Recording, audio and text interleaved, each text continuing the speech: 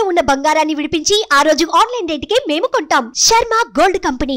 ఓం గణానాన్త్వా గణపతికుం భవామహే కవిం కవీనా ఉపవస్రవస్రవం జ్యేష్ఠరాజం బ్రహ్మణస్పద ఆన శృణ్వన్నోతిభిः శ్రీదసాదనం ప్రణో దేవీ సరస్వతి వాజీవిర్వాజనేవతి దీనామవిత్రేవతు గణేశాయ నమః సరస్వత్యై నమః శ్రీ గురుభ్యో నమః. హరి ఓం.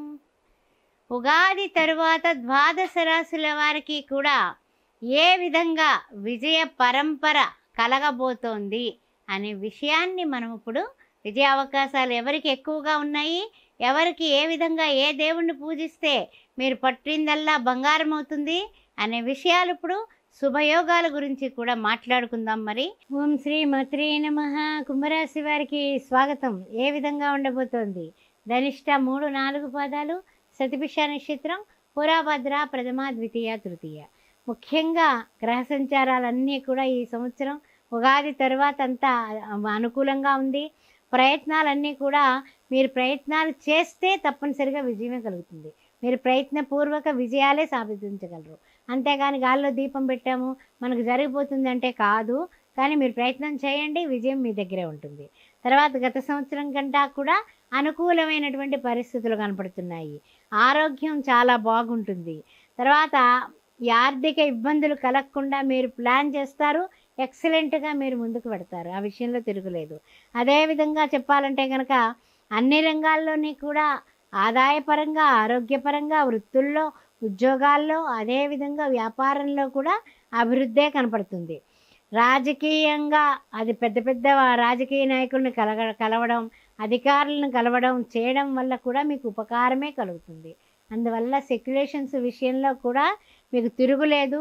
ఆర్థిక పరిస్థితులు అనుకూలంగా ఉన్నాయి. అద్భుతాలు జరగబోతున్నాయి. సంఘంలో ఉన్నతమైనటువంటి స్థితి కనిపిస్తోంది. గోచారరీత్యా విందు వినోదాలతో, అద్భుతమైనటువంటి పరిణామాలతో సంతోషంగా ముందుకు పెడుతూ ఉంటారు.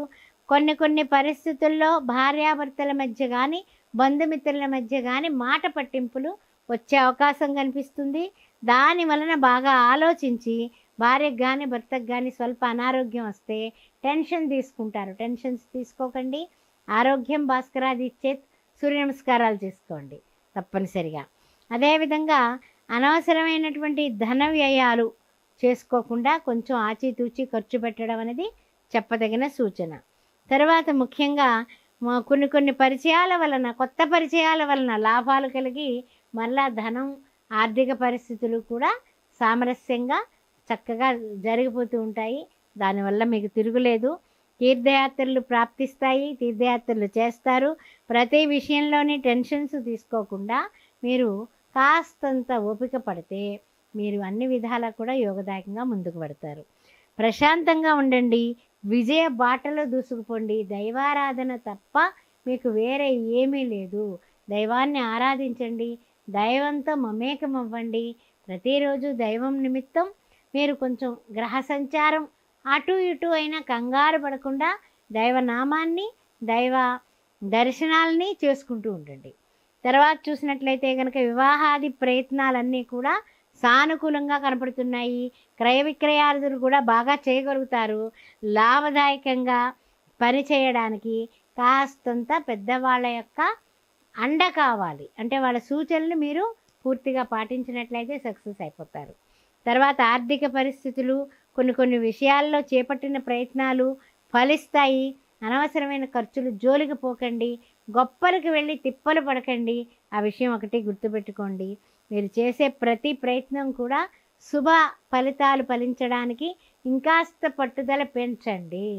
లౌకిక జగత్తులో లౌక్యంగా ఉండండి. నూతనంగా మీరు చేసే వ్యాపారాల ప్రయత్నాలు బ్రహ్మాండంగా ఫలిస్తాయి.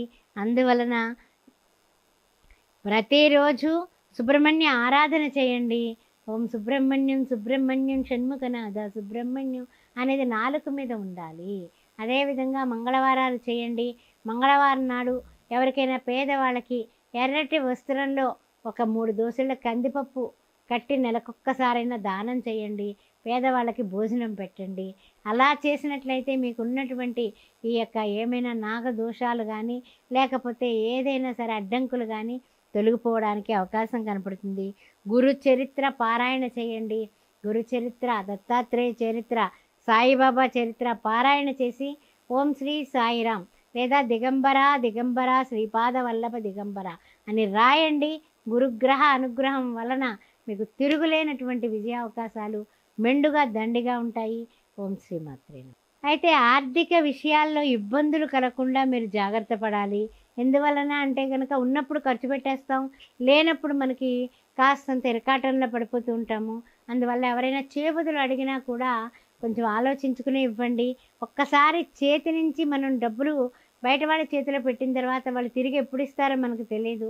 మనకి వచ్చే ఖర్చులేమో మీద పడుతూ ఉంటాయి. ఆ విషయంలో జాగ్రత్తగా ఉండండి. గత సంవత్సరం కంటే అనుకూలంగా ఉన్నాయి పరిస్థితులు అని ఆనందపడటమే కాకుండా ఆ ఆనందాన్ని దక్కించుకోవడానికి మీరు చేసే ప్రయత్నంలో మీరు పూర్తిగా డెడికేషన్గా ఉండండి, డిటర్మినేషన్తో ఉండండి, తర్వాత డిసిప్లిన్గా ఉండండి. ఎవరికి మీ ఆర్థిక వివరాలు కానీ వచ్చే ధన ఆదాయ వివరాలు కానీ ఏం పర్వాలేదు ఖర్చు పెట్టుకోవచ్చు, నాకు అలా వస్తుంది ఇలా వస్తుందని చెప్పబాకండి. అది మీకు ఈర్ష్యాసూయలు కలిగించే వాళ్ళు మీ చుట్టుపక్కలే ఉన్నారు, మీ పక్కలో బల్లంలా ఉన్నారు. ఆ విషయాన్ని గుర్తుపెట్టుకోండి. నిర్మోహమాటంగా నిశ్చలంగా మీరు గుట్టుగా ఉండి మీరు విజయాలు సాధించండి. ఓం శ్రీమాత.